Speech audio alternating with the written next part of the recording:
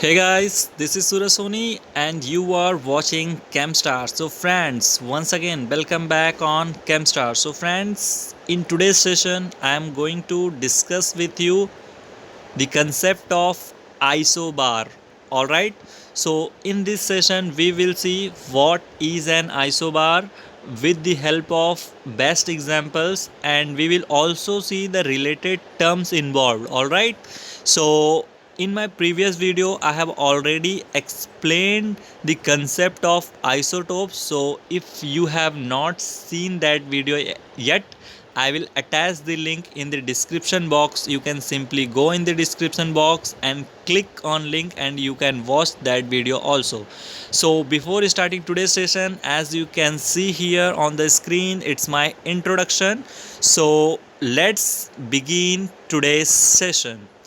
So friends, as you can see here on the screen, it is written here isobars. Alright, so if I talk about in general term what is an isobar, I can simply say the group of elements which have the same mass number but different atomic numbers are called as an isobars. But we also need to see the exact definition which we generally study in our books. Alright, so let's see the book definition what is an isobar.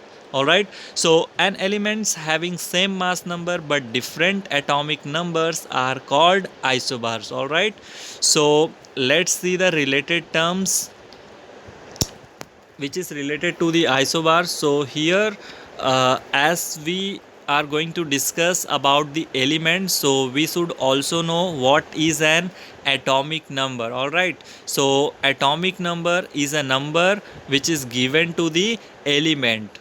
All right, so generally atomic number is represented by the letter capital Z, and atomic number also decides the number of proton present in that particular element. All right, for example, if I say if in any element there are 6 protons, then we can say that that particular element has atomic number 6, and we know the atomic number 6 is of carbon. All right, that means carbon has number of protons, the carbon has 6 protons. All right, so let's see the next term. So next term is mass number. So mass number is represented by a capital letter A, and the mass number is a sum of number of protons and number of neutrons of that element. All right, so if in case we need to find out the number of neutron, what we can do, we can simply subtract the number of proton from the mass number, we will get the number of neutron.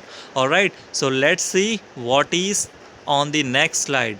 So as you can see here, I have explained you one example here. So here I have taken example of carbon. So as we know, carbon has atomic number 6 and the mass number 12. All right, so if I talk about the number of proton present in carbon, then I can say as atomic number of carbon is 6, that means there are total 6 proton in the carbon. All right, so if we need to find out the number of neutrons for carbon, what we can do, we can simply subtract the atomic number from the atomic mass number, we will get the number of neutrons. So here I have done 12 minus 6 equals to 6. That means carbon has 6 neutrons. All right, and 6 protons too. So let's move to the next slide. All right, so here I have taken the example of isobars. So let's understand with the help of an example what is an isobar. So here I have taken example of two. Here I have taken a group of 2 elements, and the elements are iron and nickel. All right, so as we can see here, iron has atomic number 26 but nickel has atomic number 27, but both the elements have the same mass number which is 58. All right, so as per the definition we can say that these both elements have same mass number but different atomic number, so these both elements are isobars of each other. All right, so I hope friends you have understood the concept of isobars well, but still I am going to discuss one more example with you. Let's see which example is next. All right, so here I have taken second example, and here in second example it's a group of three elements. As we can see here, first element is iron. Iron has atomic number 18. Second element is potassium. Potassium has atomic number 19.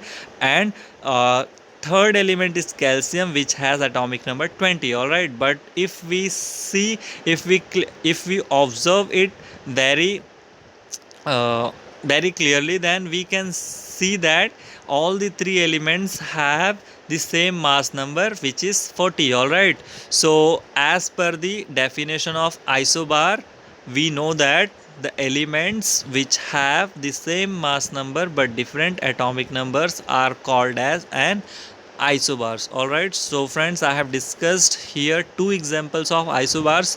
So with this example, I hope you have understood the whole concept well. So thank you very much for watching this video till end.